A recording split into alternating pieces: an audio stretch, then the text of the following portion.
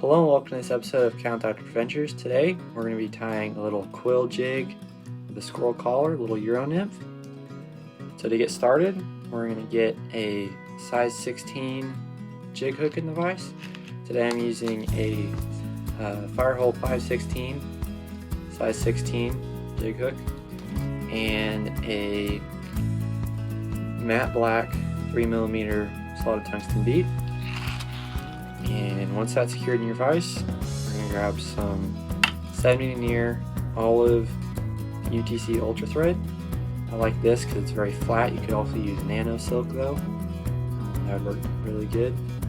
So to get started, we're just going to attach it right behind the bead.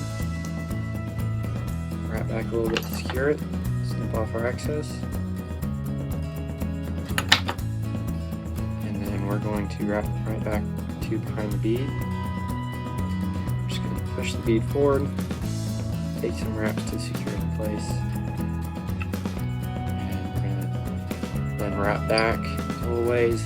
And for this pattern I like to flatten out my thread a lot, so consistently giving it counterclockwise spins to flatten it out. So we're going to wrap back to right about the beginning of the bend of the hook, so right about there, right about where the barb would be. This is a barbless hook, so just kind of have to know where it would be.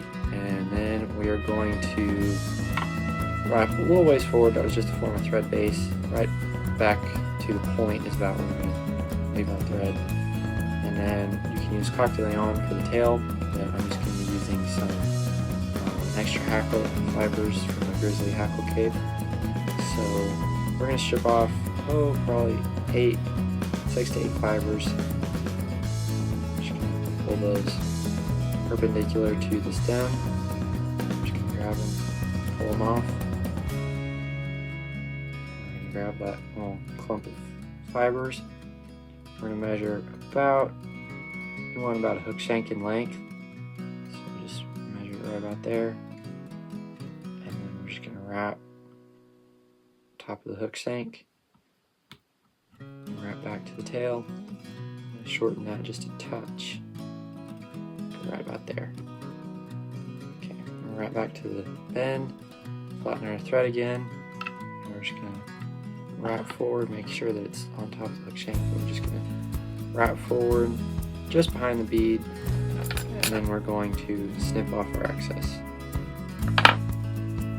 And get rid of those, cover up the butt ends, and then we're going to grab a quill. You can either buy these pre-stripped, or what I like to do is I just get them from a peacock eye right here. You're going to want these hurls down here. You don't want to get them from the just pre-packaged peacock hurl clumps, because those are a lot thinner and a lot weaker. So you just strip them yourself with your fingernail, or you can use an eraser and just run it across it, and that'll strip them off.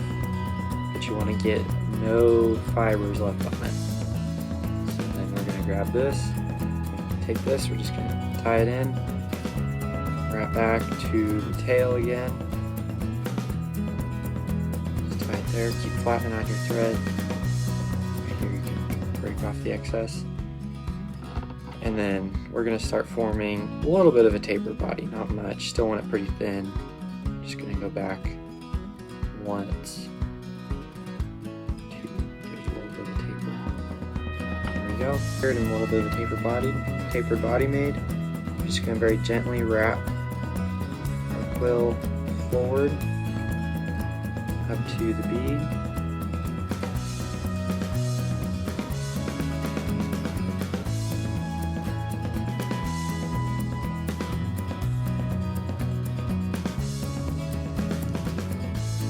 Okay, now that we're at the bead, I'm just going to wrap around it and in front of it. Tie it off, snip it free.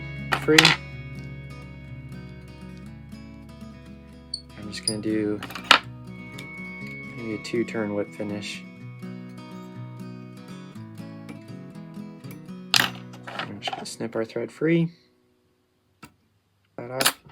Okay, now we're going to cover the quill body in a thin layer of UV resin. Not much, just a very thin layer just to protect it.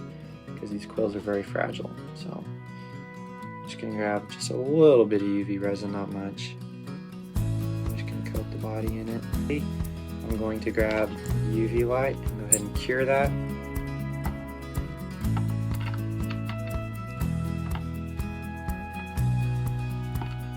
Okay, now that our UV resin's cured, we're going to grab our thread again. We're going to reattach it right behind the bead.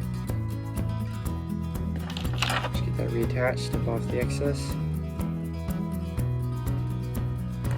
Now we're going to grab some Hairline Hare's Ear Plus dubbing in black. It doesn't have to be Hare's Ear Plus, just black Hare's Ear dubbing.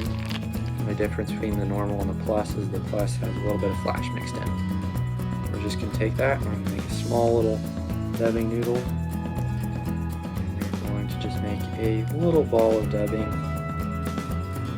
a little bit behind the bead. There we go. And now we're going to make a small little dubbing loop.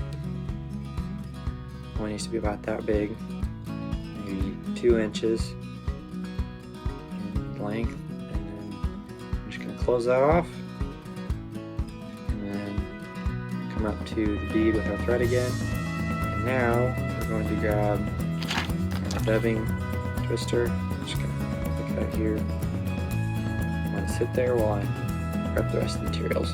So you're going to need a little dubbing clamp, dubbing loop clamp, and I'm just going to use a little bit of pine squirrel zonker strips. Natural. I'm using the micro size for this, so because it's size 16.